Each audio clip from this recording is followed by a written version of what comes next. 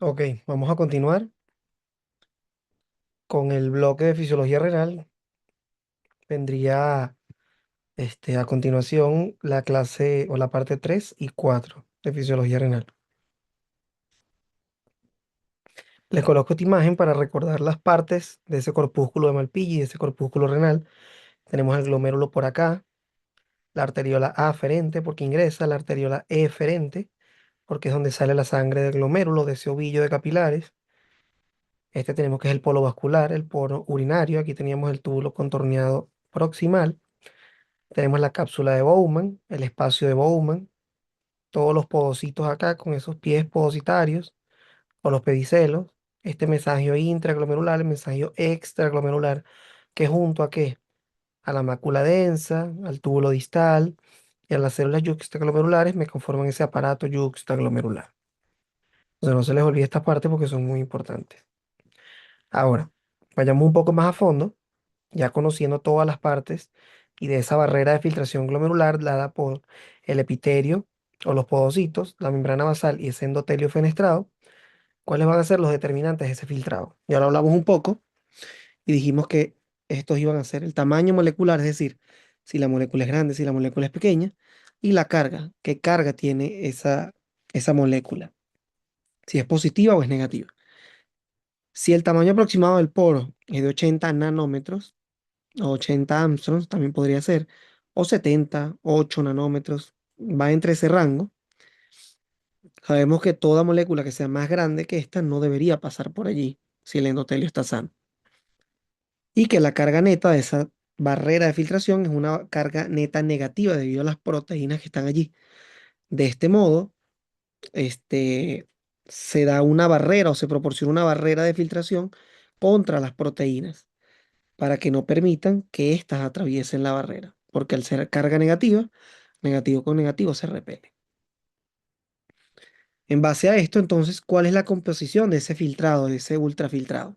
Bueno, va a estar compuesto por agua, electrolitos, sales, moléculas orgánicas. Todo esto es lo que se conoce como plasma, que es lo que tenemos acá. ¿Cómo va a ser ese plasma del ultrafiltrado? Bueno, va a tener electrolitos, bicarbonatos y algunas moléculas, como cuál, la glucosa, urea, ácido úrico, creatinina. Este es el ultrafiltrado, recuerden. Esto es lo que cae en los túbulos, como que en lo que cae, perdón, en ese espacio de Bowman. ¿Qué es lo importante de destacar acá? Que carece de proteínas y elementos celulares, obviamente. No deberían pasar ni glóbulos rojos, ni glóbulos blancos, ni plaquetas, ni proteínas, como lo tenemos acá. Vean cómo comparan el plasma y el ultrafiltrado. Vemos que a nivel de electrolitos y a nivel de glucosa, urea, creatinina, todos los valores son iguales. ¿Dónde es que cambia? Con respecto a las proteínas. El plasma es abundante en proteínas, en cambio el ultrafiltrado, el valor es muy bajo o no debería tener proteínas. En realidad no debe tener proteínas. Aquí vemos una comparación entre la masa molecular de algunas moléculas y su capacidad de filtración. Vemos que moléculas pequeñas, agua, sodio, glucosa, inulina, creatinina, van a tener masa molecular muy pequeña, por lo cual su capacidad de filtración es igual a uno, es decir, es perfecta, por decirlo así. Filtra completamente. Por el contrario, moléculas como la mioglobina o la albúmina, que son proteínas, tienen masas moleculares muy grandes y por ende su capacidad de filtración va disminuyendo. Esto lo podemos ver representado en esta gráfica, donde comparan capacidad de filtración con radio molecular y carga de una molécula. Entonces tenemos acá aumento del tamaño de la molécula con capacidad de filtración. Es decir, mientras más pequeña sea la molécula, más capacidad de filtración tiene. Perfecto. Pero mientras más positiva sea esa molécula, también mayor capacidad de filtración tiene. ¿Por qué? Porque positivo con negativo se atrae y eso permitiría que atraviese la barrera. Por el contrario, de extranos polianiónicos, si son polianiónicos, ¿qué significa? Que son negativos. Como negativo con negativo se repele, así sea una molécula pequeña, va a costarle atravesar la barrera porque es negativa. Y recordemos que la barrera es negativa. Entonces, moléculas pequeñas y positivas atraviesan muy rápido, moléculas grandes y positivas van disminuyendo su capacidad de filtración. Moléculas pequeñas y negativas pueden filtrar, pero con dificultad, y moléculas grandes y negativas por ninguna razón van a atravesar. Ahora, sabiendo que en el glomérulo o en cada nefrona se van a dar los cuatro procesos que son filtración, reabsorción, secreción y excreción, nosotros a todos los líquidos o a todos los procesos que van ocurriendo por acá podemos ponerle nombres. ¿A qué me refiero? Va a existir un flujo sanguíneo renal que es todo el flujo de sangre que ingresa al riñón. El flujo plasmático renal, que significa la parte o la porción plasmática de ese flujo sanguíneo. Es decir, al riñón le entra sangre, pero recuerden que lo que a nosotros nos importa es el plasma, es el flujo plasmático renal. Vamos a decir que es la parte plasmática del flujo sanguíneo, porque yo necesito aislar los elementos formes de toda esa sangre y solo quedarme con la porción plasmática, que es la que va a filtrar. También tenemos la tasa de filtración glomerular o la filtración glomerular, que es justamente todo lo que va a filtrar del glomérulo al espacio de Bowman y posteriormente a los túbulos. Y por último, la fracción de filtración, es decir, cuál es la fracción del flujo plasmático renal que se filtra. Es decir, cuál es la fracción del flujo plasmático que es tasa de filtración. Cuánto del plasma se filtra. Es decir, es como la fracción de eyección. Cuánto se eyectaba, aquí es cuánto del flujo plasmático se filtra. Eso es la fracción de filtración. Aquí le vamos a dar valor a cada uno, pero mientras vayamos avanzando, vamos a ir diciendo cómo se calcula cada uno. El flujo sanguíneo renal es aproximadamente 1100 mililitros por minuto. Si el gasto cardíaco, recordemos que era 5000 aproximadamente, bueno, el flujo sanguíneo renal es 20% del gasto cardíaco, 1100, 1200 mililitros por minuto. El flujo plasmático, si al flujo sanguíneo, que es sangre total, le sacamos lo que es plasma, es decir, quitamos el hematocrito, que el hematocrito era elementos formes, nos queda el flujo plasmático, es decir, 625 es nada más lo que entra en el riñón de plasma. Y la tasa va a ser aproximadamente 125 mililitros minuto. 125 mililitros minutos. Pero ¿cuántos minutos tiene un día? Calculen, y si yo calculo 125 mililitros por los minutos del día, me daría 180 litros al día. Es decir, el riñón filtra 180 litros al día. Pero nosotros vamos a usar el valor de 125 mililitros minuto. Y la fracción de filtración es 0,2 o 20% del flujo plasmático. Es decir, que 20% del plasma que fluye a través del riñón es lo que se filtra a través de los capilares. Es decir, que el 20% del flujo plasmático es lo que se filtra. Aquí vamos a tener los cuatro eh, fenómenos que ocurren en el riñón. Filtración en el glomérulo, reabsorción, secreción y excreción, todos van a ocurrir en el túbulo. Y aquí tenemos todos los valores que acabamos de decir a manera esquemática. El corazón bombea, como les dije, gasto cardíaco 5 litros. De esos 5 litros, el 20-25% va al riñón, que sería el flujo sanguíneo renal, 1100-1200 litros minuto. De esos 1100 o 1200, si el 45 es hematocrito, lo quitamos, ¿qué nos queda? El 55%, que eso sería el plasma. Entonces, esto sería el flujo plasmático renal, toda la proporción de plasma que entra al riñón, 690 mililitros. De acá, solo el 20% es lo que se filtra, es decir, la fracción de filtración. ¿Cómo se hace la fracción de filtración? Se divide la tasa entre el flujo plasmático. Si la tasa es 125 y el flujo plasmático es 690, eso nos da una fracción de 20%. Es decir, el 20% de 690 es lo que se filtra y ese 20% es 125. Eso es lo que se filtra a través del glomérulo. Y de todo lo que se filtra, el 99% se reabsorbe y solo 1% del filtrado es lo que se excreta. Es decir, 1 mililitro minuto aproximadamente. Ahora, hablemos de cómo se calcula. Vamos a ver cada una, cómo se calcula esa tasa de filtración glomerular. La tasa de filtración es el volumen de ese ultrafiltrado, es decir, el volumen de eso que atravesó el glomérulo, producido por unidad de tiempo. Esto está regido por la ley de Fick, que es la ley de flujos hidráulicos, dado por filtración y ósmosis. Esta sería la fórmula, que sería flujo es igual a una constante de filtración, que en realidad ahorita no voy a hacer énfasis porque se parece mucho a la que habíamos visto anteriormente, es radio por la viscosidad, por el grosor de la membrana. Ya todo esto es una constante que está dada por las características que ustedes ya conocen de la membrana basal glomerular o de la barrera de filtración. Esto es un valor que es una constante que es G12.5. Perfecto. No la vamos a tocar. Y lo que me quedaría sería esta diferencia de presiones entre ambos medios. Entonces, si estamos hablando de una tasa de filtración glomerular entre el lobillo del glomérulo y el espacio de Bowman, esa va a ser la diferencia de presiones entre ambos medios. Entonces, como la coeficiente de filtración es un coeficiente fijo que no cambia, vamos a estudiar es cómo es esta diferencia de presiones entre ambos medios, que sería esta que tenemos acá, y serían los determinantes de la filtración glomerular. Es la suma algebraica de las fuerzas hidrostáticas y coloidosmóticas a través de esa membrana glomerular. Es decir, se obtiene una presión de filtración neta. Vean cómo lo tenemos acá en la fórmula. El filtrado glomerular o la tasa de filtración glomerular, que era esta fórmula que tenemos aquí, solo estamos suplantando la ley de Fick, la ley de flujos, por tasa de filtración, sería igual a el coeficiente de filtración, que es fijo, por ese gradiente de presiones. Y ese gradiente de presiones vendría siendo la presión neta de filtración, que es esta que está acá. Y sería esa suma algebraica de las fuerzas hidrostáticas y coloidosmóticas.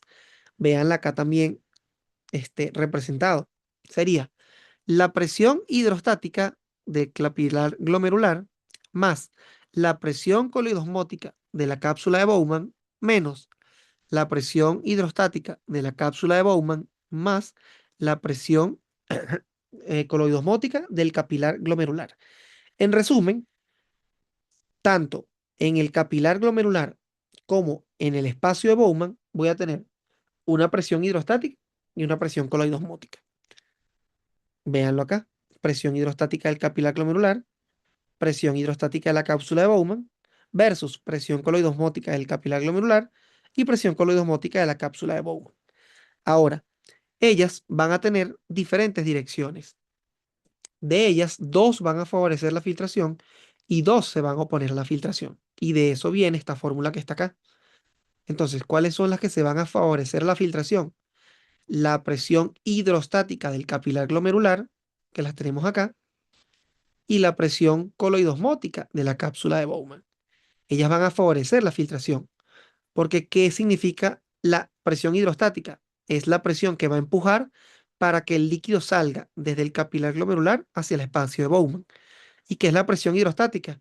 Recordemos cuando vimos presión hidrostática, es esta presión que va a tender por ósmosis a jalar el agua. Entonces, si yo tengo presión hidrostática en la cápsula de Bowman, eso me va a favorecer que por ósmosis pase agua del capilar glomerular a la cápsula de Bowman. Eso por un lado. Esas son las fuerzas que favorecen filtración. Y ahora viene lo contrario. Fuerzas que se oponen a la filtración. La primera va a ser la presión hidrostática de la cápsula de Bowman, que como es una hidrostática va a tratar de empujar líquido hacia el capilar glomerular en esta dirección. Y la otra sería la presión coloidosmótica o la presión oncótica del capilar glomerular, que es la más importante, porque recordemos que aquí vamos a tener proteínas que van a ejercer ¿qué? Presión coloidosmótica, presión oncótica, que me van a tender a jalar el líquido hacia el capilar glomerular. Y recuerden que acá no va a haber proteínas, porque si esto es un riñón sano, las proteínas van a estar en el vaso sanguíneo, en el capilar, y en el espacio de Bowman no debería haber proteínas. ¿Por qué? Porque las proteínas, como son negativas y la barrera es negativa, no deberían pasar. Por ende, ¿cómo creen ustedes que va a ser esta presión oncótica de la cápsula de Bowman? Es una presión de cero. En la cápsula de Bowman no hay presión oncótica. ¿Por qué? Porque simplemente no hay proteínas que ejerzan esa presión oncótica. Y la tenemos representada acá con numeritos. Vean entonces, tenemos acá la cápsula de Bowman y las presiones en el capilar en el capilar glomerular. Entonces la presión hidrostática glomerular va a tratar de empujar agua hacia la cápsula de Bowman. La presión coloidosmótica glomerular, como les dije, si aquí hay proteínas, van a tratar por presión oncótica de jalar ¿hacia dónde? Hacia el capilar glomerular. Y la presión hidrostática de la cápsula de Bowman existe, es poquita porque aquí hay líquido, y ella lo que va a tratar es como una presión hidrostática, va a tratar de empujar agua hacia el capilar glomerular. Si yo sumo estas presiones acá de manera algebraica, presión de filtración neta es igual a la hidrostática, que sería 60, menos la presión hidrostática de la cápsula de Bowman, 18, menos la presión coloidosmótica del capilar glomerular, que sería 32, me da un total de 10 milímetros de mercurio positivo. Si es positivo, quiere decir que va a favorecer el paso del capilar glomerular hacia la cápsula de Bowman. Es decir, se favorece la filtración. Lo hacemos acá de otra forma. Vean lo que les dije. Como la presión coloidosmótica de la cápsula de Bowman es cero. La presión coloidosmótica aquí es cero porque no hay proteínas. Por eso el libro acá ignora ese valor porque es un valor de cero. Entonces, si yo hago la fórmula otra vez, 60, que es positivo, menos 18, menos 32, ¿me da cuánto? Más 10. Y más 10 es una presión de filtración positiva, por ende siempre se favorece la filtración. Y es lo que tenemos representado acá. En los capilares glomerulares siempre se favorece la filtración porque la presión neta siempre va a ser más 10, es decir, positiva. A diferencia de un capilar sistémico. Recuerden que cuando vieron capilares sistémicos, la parte arterial favorece la filtración y la parte venosa favorece la absorción. Vean, presión arterial, presión venosa. Esto es lo que ocurre en un capilar sistémico de cualquier parte del cuerpo. Pero en los capilares glomerulares, como tengo esta pelea de presiones entre hidrostáticas y coloidosmóticas del capilar glomerular y de la cápsula de Bowman, me da un total, una presión de neta de 10 milímetros de mercurio positivo, por ende siempre se va a favorecer la filtración. Quiero que esto es algo que le quede muy claro.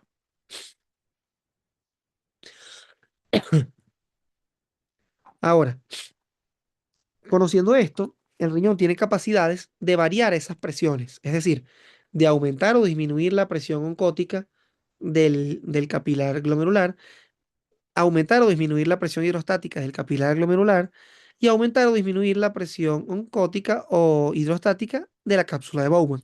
Es decir, yo puedo variar cada una de esas variables, valga la redundancia. Y les coloco esta imagen porque las arteriolas aferente y eferente funcionan como dos llaves, como las tenemos acá representadas. Les coloco, si yo tengo aquí una entrada de flujo y cierro esta llave, va a entrar menor cantidad de sangre. Por ende, ¿qué pasa con la presión aquí? Disminuye. Es lógica. Si yo cierro esta llave y entra menos líquido, la presión aquí disminuye. Si disminuye la presión acá, disminuye la filtración. Fácil. Ahora, ¿qué pasa si hago lo contrario? Y más bien cierro la llave de salida. Si yo cierro esta llave, y estos son unas mangueras, al yo cerrar acá, aumenta la presión acá. Y si yo aumento la presión acá, aumenta la filtración. Y es lo que tenemos representado aquí. ¿Qué pasa si yo disminuyo la presión hidrostática del capilar glomerular? Que sería esto representado acá. ¿Qué pasa si yo contraigo esta arteria aquí? Si yo contraigo la arteriola aferente, cae el flujo sanguíneo. Otro ejemplo, tengo una persona que está en hipovolemia, cae el flujo sanguíneo renal, le llega menos sangre al capilar glomerular, por ende cae la presión hidrostática del capilar glomerular, es decir, este valor ya no sería de 60, sino sería menor, menor, menor, menor, y por ende cae la filtración glomerular. ¿Por qué? Porque recordemos que esto es una presión de filtración neta y esto es directamente proporcional. Si cae la presión de filtración neta, cae este gradiente de presiones y por ende cae la tasa de filtración glomerular.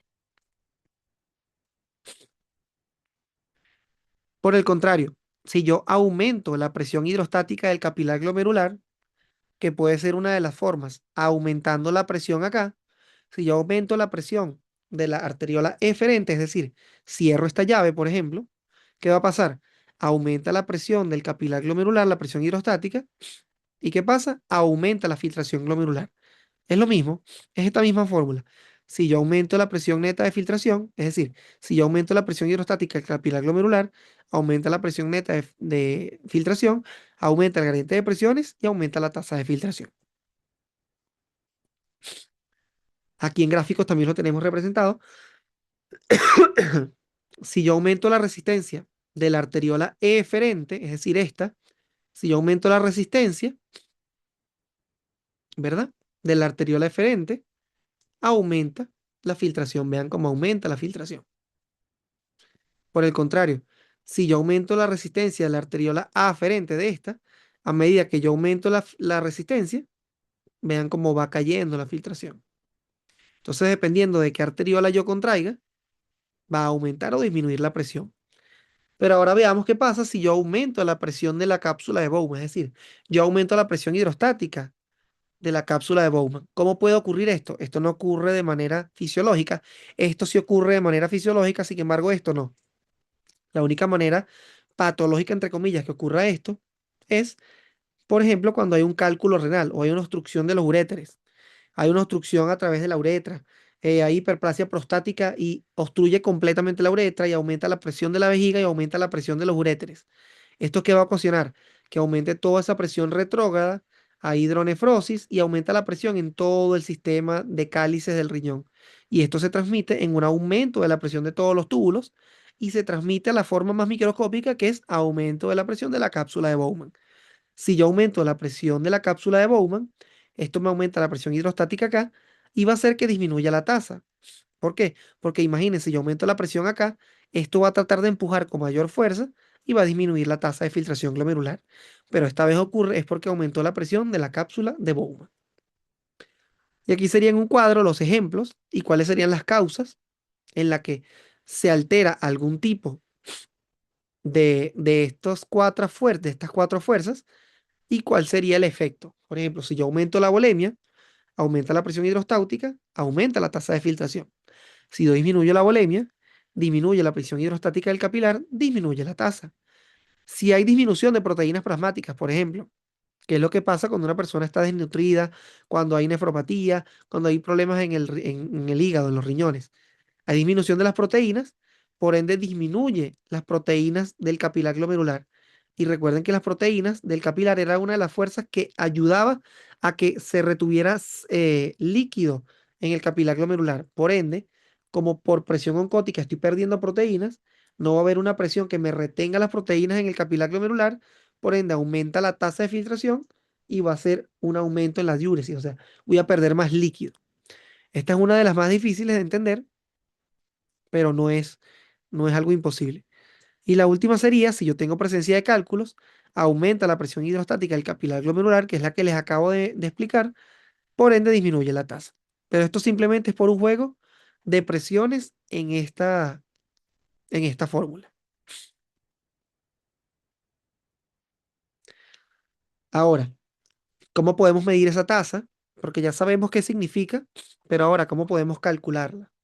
¿Cómo sabemos que tiene un valor de 125 esa tasa? ¿Para qué nos sirve la tasa de filtración? ¿Tiene alguna utilidad clínica hoy en día? ¿Y por qué la tasa es tan importante? Es lo que vamos a ver ahorita. Bueno, ¿cómo podemos medir la tasa? Podemos medirla con un compuesto que se filtre, que se excrete y que no se modifiquen los túbulos. Es decir, que se filtre completamente por acá y que no sufra ningún cambio. Es decir, que lo que se filtre sea igual a lo que se excrete. De esa forma yo puedo conocer la tasa porque estoy midiendo toda esa molécula que pasó absolutamente por aquí y no se modificó en los túbulos. Es decir, no se reabsorbió, no hubo secreción, no hubo cambios. A esto se le llama depuración, clearance o aclaramiento. Es decir, son sinónimos cualquiera de estas tres palabras.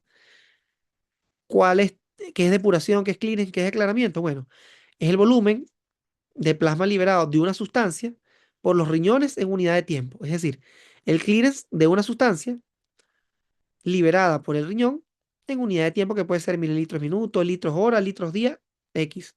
Nosotros lo vamos a medir por mililitros minutos. Eso es el clearance, depuración, y yo puedo decir clearance de creatinina, clearance de sodio, clearance de glucosa, clearance de lo que sea. Es una sustancia que se filtra por los riñones. Ahora, como les dije, existen sustancias que solo se filtran. Por ende, toda la cantidad que se filtra es la misma cantidad excretada. Es decir, cantidad filtrada es igual a cantidad excretada. Y como esto es así, es una forma en que yo puedo medir la tasa de filtración, en que yo puedo saber cómo es ese valor en el riñón. La inulina es un polímero que se comporta de esta manera. Es un polímero, eh, ¿cómo se llama la palabra? Vaina. De investigación. Es decir, la inulina se usa con fines investigativos. No es algo clínico. O sea, nosotros no tenemos inulina en el cuerpo. Es experimental, la palabra que estaba buscando.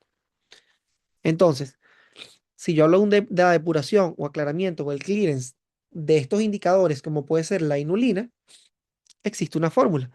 Simplemente es el clearance, la depuración o el aclaramiento de X molécula va a ser la concentración en orina de esa molécula por la tasa de flujo urinario entre la concentración en plasma de esa molécula, que puede ser inulina, la creatinina, muy importante.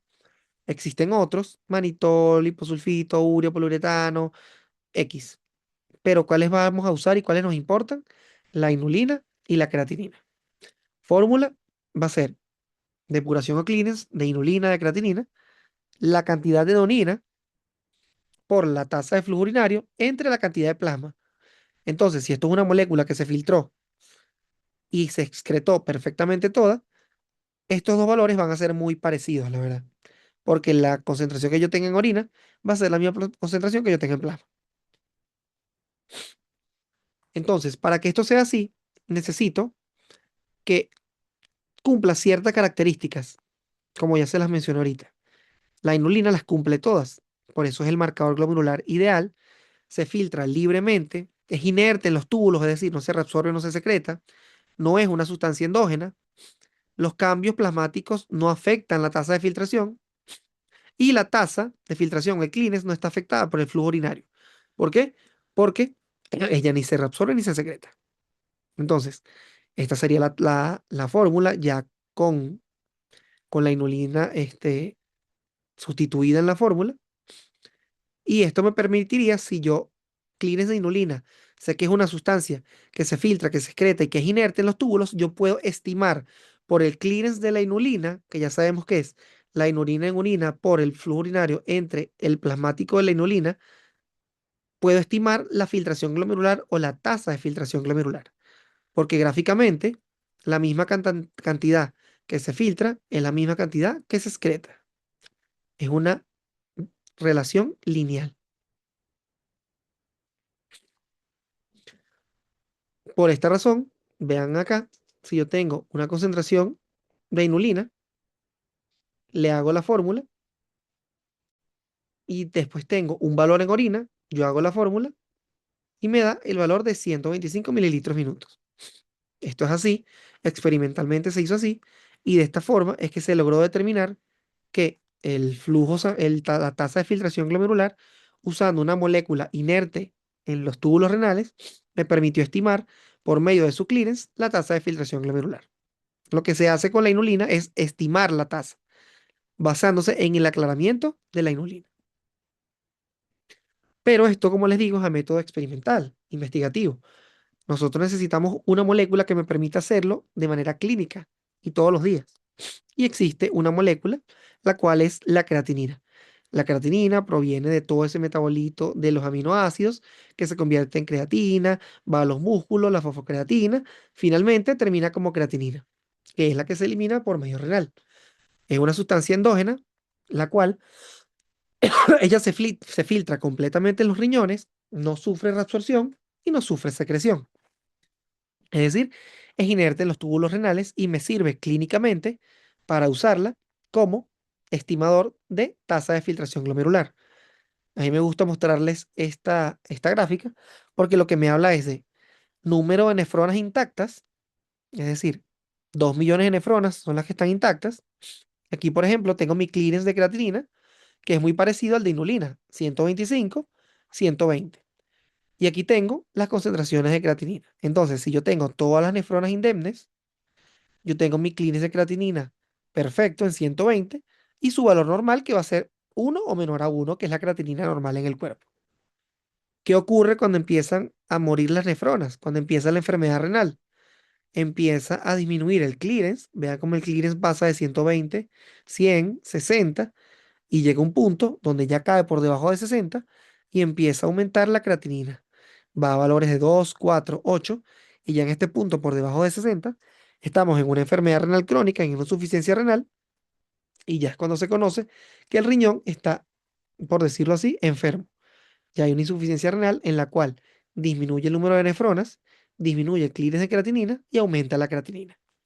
Entonces, por eso, conociendo de dónde viene la tasa de filtración, cuál es su significancia y cómo podemos estimarla, podemos clínicamente saber si un riñón está trabajando adecuadamente o inadecuadamente. Aquí tenemos otra imagen también, una filtración en la cual cae de 100, 120 a 50. Vean cómo aumenta la concentración de creatinina. Igualmente acá, a medida que va cayendo la filtración glomerular, va aumentando la concentración plasmática de creatinina. Y estos serían los valores normales, aproximadamente. Clearance de inulina, clearance de creatinina. Generalmente la inulina tiene unos valores un poco más altos de creatinina, pero en realidad estos son valores en hombres y en mujeres, se los coloco, pero vean que va entre 100 y 125 aproximadamente. ¿Cuál es el valor que yo quiero que ustedes usen? 125, 120, porque ese es el valor mundialmente aceptado. Pero como todo en medicina, hay rangos que puede variar según estatura, sexo, edad, etcétera. Y clínicamente, yo puedo usar esa tasa de filtración por medio de la concentración de creatinina, por medio de fórmulas, Crocop-Gault, MDR, CK-EPI, después la van a ver en algún momento en el futuro, para yo, en base a la creatinina y a la tasa de filtración, me va a dar un valor que puede ser mayor a 90, 60, 45, 30, 15 o menor a 15. Y yo en base a esto puedo decir cómo se encuentran los grados de esa insuficiencia renal o de esa enfermedad renal crónica. Grado 1, grado 2, grado 3, grado 4. Y si está en grado 5 es un fallo renal que ya necesita terapia de sustitución renal, es decir, diálisis o hemodiálisis o diálisis peritoneal. Entonces vean cómo gracias a la creatinina y a la tasa, yo puedo clínicamente saber cómo funciona un riñón de un paciente. Ya dejando a un lado esto, podemos hablar un poco sobre cómo se da el procesamiento de las sustancias por los riñones. Porque como acabamos de ver, existen moléculas las cuales este, sufren filtración y excreción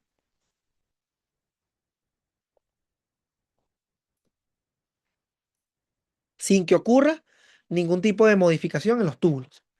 Como pudimos ver, esa sustancia es esa que tenemos acá, la sustancia A.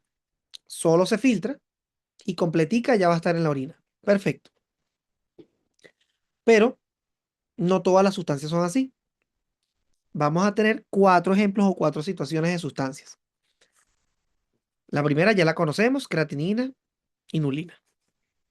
La segunda son sustancias que se van a filtrar y van a sufrir reabsorción parcial. Es decir, en la orina va a haber cierta cantidad, pero hubo una parte que fue reabsorbida. Van a haber otras sustancias en la cual se filtran completamente, pero la reabsorción va a ser completa. Es decir, en la orina no va a haber esa sustancia. Y van a haber también sustancias las cuales se filtran, pero que además va a sufrir un proceso de secreción. Es decir, en la orina va a haber mayor concentración que la que se filtró. Vamos a verlas una por una. Ya la A la conocemos, sustancia A que solo sufre filtración, por lo tanto, toda la cantidad filtrada es la cantidad excretada. Es decir, cantidad filtrada es igual a cantidad excretada. Ejemplo, inulina creatinina. Excelente. Vamos con el siguiente. Ahí tenemos una fórmula. Carga excretada es igual al volumen de orinario por la concentración de la sustancia en la orina. Perfecto. La sustancia B, ya hablamos, es una sustancia que sufre filtración y reabsorción total. Es decir, no va a haber ningún tipo de sustancia en la orina. ¿Cuál va a ser esta? Un ejemplo perfecto es la glucosa, pero también los aminoácidos. Es decir, la carga excretada va a ser la tasa de filtración por la concentración plasmática de la sustancia menos la cantidad reabsorbida. Es decir, a lo que se filtró le voy a restar todo lo que se reabsorbió, que en este caso va a ser cero, porque se reabsorbió totalmente. Ejemplo, glucosa. Van a haber otras sustancias, las cuales se filtran y se secretan, es decir, la cantidad excretada es mayor que la que se filtró.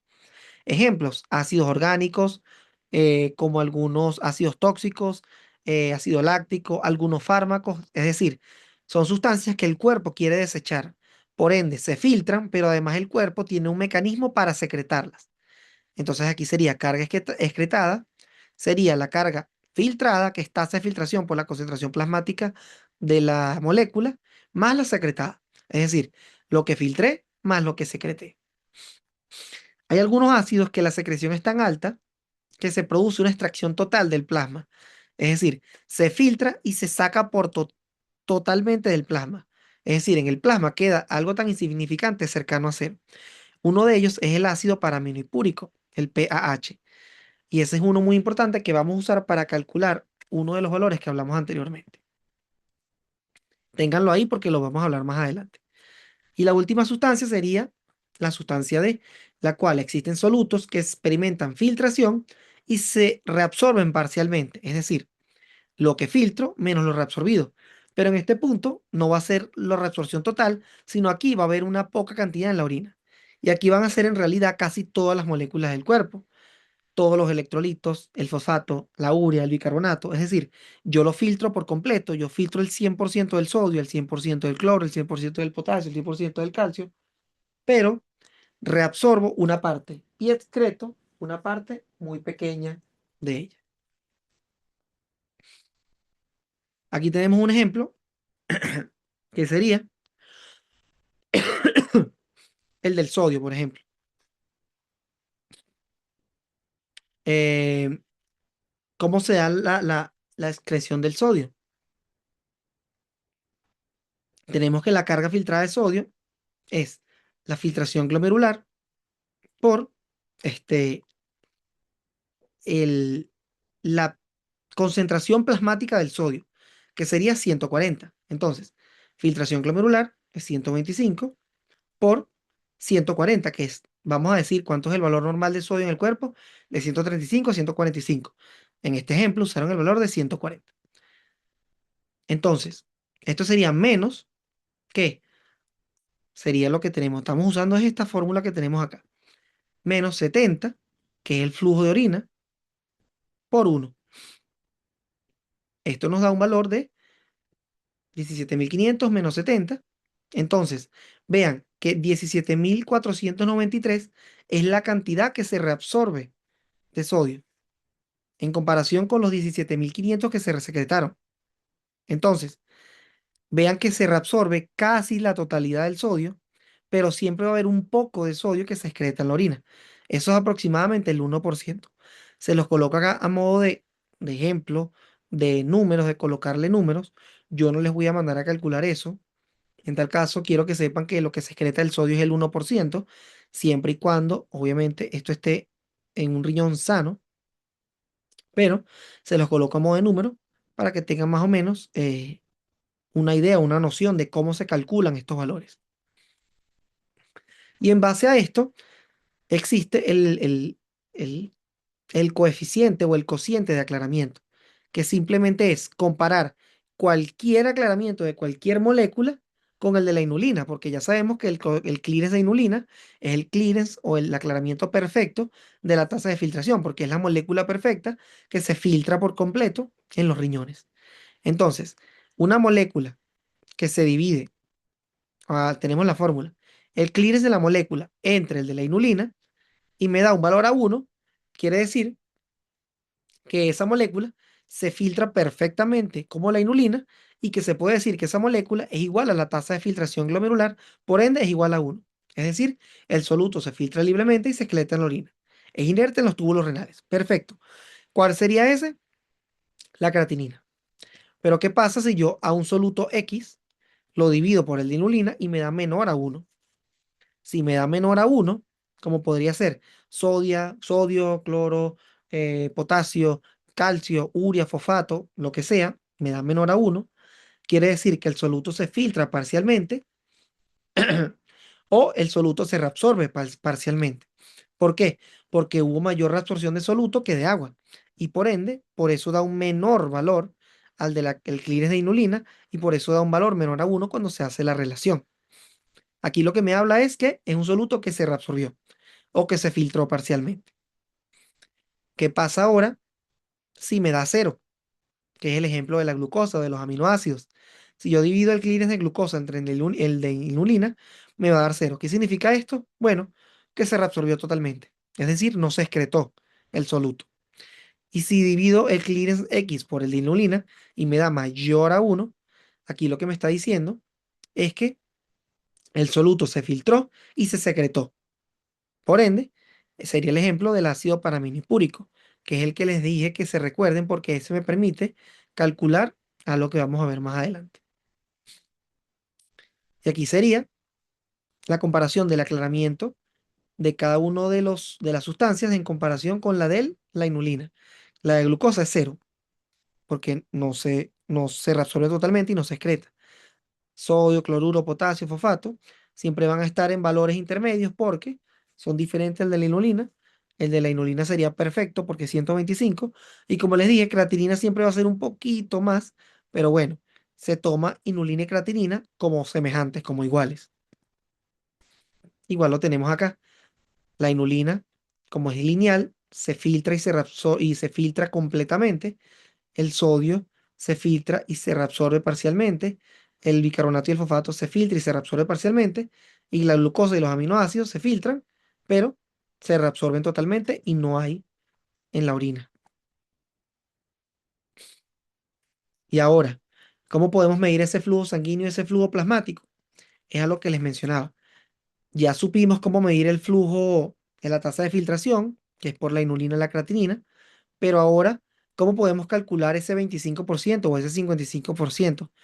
Ese flujo plasmático o ese flujo sanguíneo renal. Ese se hace, como les mencioné, estimando por medio del ácido paraminipúrico, es decir, un soluto que se filtre y que se secrete totalmente. Porque, ¿qué es lo que me está diciendo? Que todo lo que entró por aquí se filtró y todo lo que no se filtró pasó por aquí y se secretó. Es decir, todo lo que se filtró y todo lo que no se filtró se está secretando, todo se está excretando. Entonces, de esa manera yo puedo determinar o estimar todo lo que atravesó el riñón. Por eso yo, por medio de este tipo de sustancias, yo estimo el flujo sanguíneo renal. Recuerden que les dije que el flujo sanguíneo renal fue todo lo que entró en el riñón de ese gasto cardíaco y el flujo plasmático renal, yo lo puedo estimar en base a esto, porque si yo sé que el flujo sanguíneo renal es 1 litro, yo sé que de ese litro el 55% es plasma. Por ende, yo puedo estimarlo también de ahí. ¿Cómo se da? Bueno, en teoría, si una sustancia se aclara por completo del plasma, la velocidad de aclaramiento será igual al flujo plasmático renal. ¿Qué significa que se aclare por completo? Significa que todo lo que se filtra y todo lo que no se filtró, pero se secretó por acá, va a ser todo lo que va a salir por acá. Se dice que el ácido paraminipúrico se aclara en un 90% y por eso el ácido paraminipúrico experimentalmente se usa para aproximar o para estimar el flujo plasmático renal. ¿Cómo sabemos que el coeficiente de extracción es el 90%? Bueno, tenemos acá la fórmula y es que si yo tengo en plasma 0,1 miligramos por mililitro y en en plasma en arterial. Pero si yo aquí en venoso tengo 0,01 y yo en orina tengo 5,85, hago esta fórmula y me da una tasa de 0,9. Es decir, el cociente de extracción o el coeficiente de extracción es el 90%. Es casi total.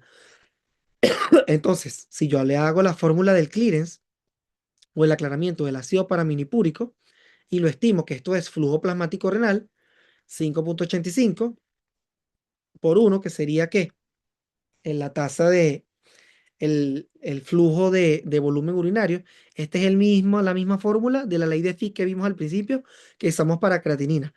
Esa siempre va a ser la fórmula de flujo, solo que aquí le estamos colocando los valores del ácido paraminipúrico.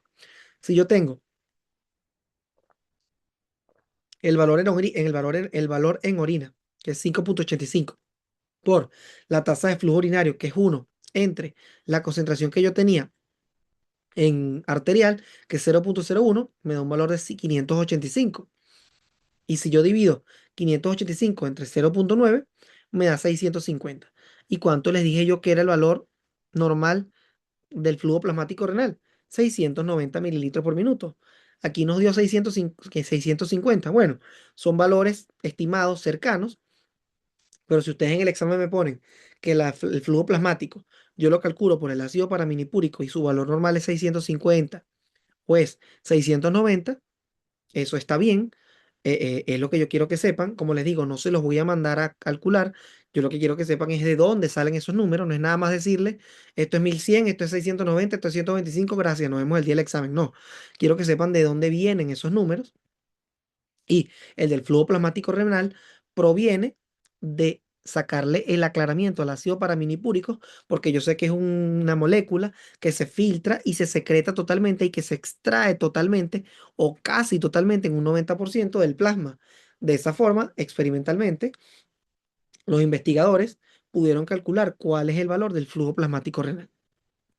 Y entonces, si yo tengo flujo plasmático renal, mi fórmula para flujo sanguíneo renal es simplemente flujo plasmático entre 1 menos el hematocrito, porque yo lo que hago es quitarle el resto. ¿Que cuánto sería el resto? Bueno, si el hematocrito es el 45%, yo sé que esto es el 55%. Y si yo hago mi fórmula, me da 1182. ¿Cuánto le dije que era el flujo plasmático, el flujo sanguíneo renal? 1250, 1200. Aquí nos dio 1182. Vean que son valores cercanos. Y fue lo que les dije. El flujo sanguíneo renal es el 20 al 25% del gasto cardíaco. Si el gasto cardíaco es 5 litros, el flujo sanguíneo renal es 20 a 25, que va a ser 1180, 1200, 1250 aproximadamente. ¿Y cuánto va a ser el 55% de ese valor? 690, 660, 680. Eso es el flujo plasmático renal, que lo calculamos con el ácido paraminipúrico. Y eso me permite calcular a su vez el flujo sanguíneo renal, y ya de esta manera podemos calcular y sabemos de dónde vienen cada uno de los valores renales que vamos a utilizar en nuestra vida. Aquí les coloco en resumen todo. Tasa de filtración. ¿Cuál es el valor normal? ¿Cuál es el concepto? Volumen del plasma que se filtra en un minuto. Los indicadores son inulina y creatinina y el valor normal es 125. Tasa de filtración es igual al clearance de inulina o creatinina. Perfecto. Flujo plasmático, volumen del plasma que se le ofrece al riñón en un minuto. ¿Cuáles son los indicadores? El ácido paraminipúrico. ¿Cuál sería la fórmula? El clearance del ácido paraminipúrico entre el cociente de extracción. Flujo plasmático renal es igual al clearance del ácido paraminipúrico. Su valor normal es 650. Flujo sanguíneo renal es el valor normal 1200, el 20% del gasto cardíaco. ¿Cómo se calcula? En base al flujo plasmático renal, 1 menos el hematocrito y me da el valor. Fracción de filtración, simplemente es tasa de filtración entre el flujo plasmático. Entonces, 125 entre 650 me da 0,20, 20%. Entonces, la fracción de filtración es 20%. Y el cociente de filtración es una constante, la cual es 12,5, y esto depende de las características de la barrera de filtración glomerular. Aquí les doy otros ejemplos de glucosa, cantidad filtrada 180, cantidad reabsorbida 180, cantidad excretada 0 porque la glucosa no debería excretarse. ¿Cuánto se reabsorbió? Toda, 100. Bicarbonato se excretó 4320, se reabsorbió 4318. ¿Cuánto se excretó? 2. ¿Cuánto fue reabsorbido? 99,9%. Por eso la orina generalmente no es alcalina, la orina generalmente es ácida.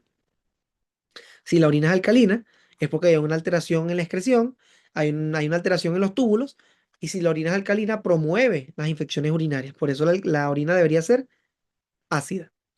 Sodio, 25.000 se filtró, 25.410 se reabsorbió, solo excreté 150. ¿Cuánto se reabsorbió? 99,4.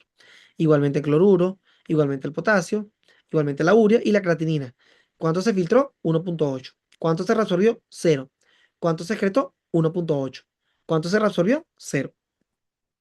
Y aquí les dejo igualmente todos los tipos de variables que tenemos en el riñón con sus fórmulas y sus unidades para que cuando me lo coloquen en el examen me coloquen las unidades adecuadas.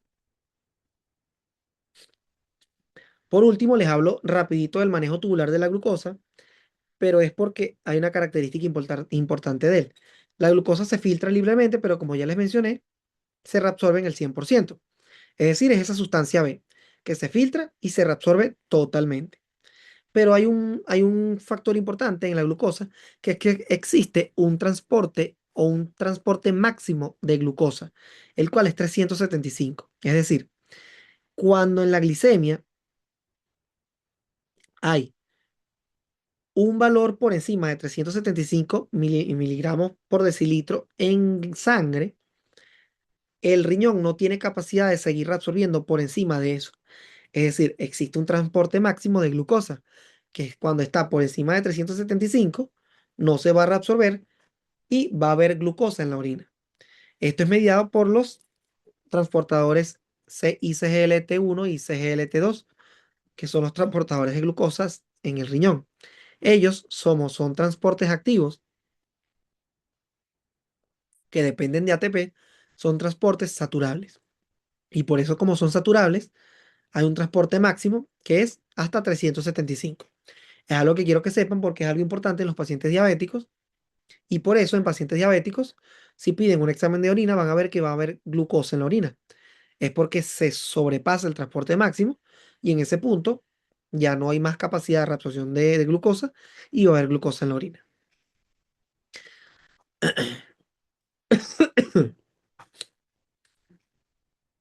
¿Existe transporte máximo para otras sustancias? Sí, sí existe. Para glucosa es 375, pero también para fosfato, sulfato, aminoácidos, urato, lactato. Vea que generalmente son ácidos endógenos, pero que existe un, un transporte máximo, incluso para la creatinina, pero vea que son valores de 16. En realidad una creatinina en 16 es incompatible con la vida. Pero bueno, está descrito que existen transportes máximos. Por último, sería la regulación de ese flujo plasmático y de esa tasa de filtración, pero eso se los dejo para otra parte.